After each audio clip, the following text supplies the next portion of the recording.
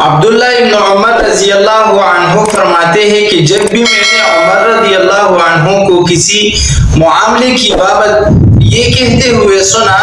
کہ میرا خیال اس کے متعلق یہ ہے، تو اسی طرح ہوتا جیسا کہ وہ اپنا خیال کا اظہار فرماتے۔ اس حدیث میں عمر رضی اللہ عنہ کی فضیلت اور کرامت کا بیان ہے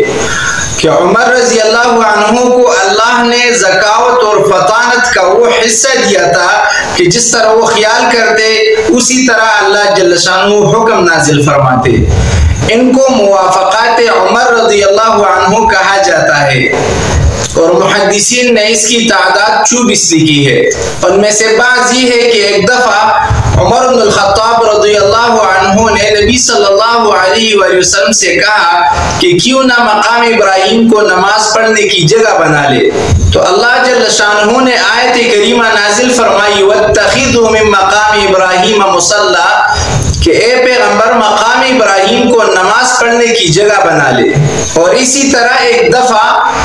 عمر بن الخطاب رضی اللہ عنہ نے رسول اللہ صلی اللہ علیہ وآلہ وسلم سے کہا کہ آپ اپنی ازواج مطہرات کو پردے کا حکم دے دے،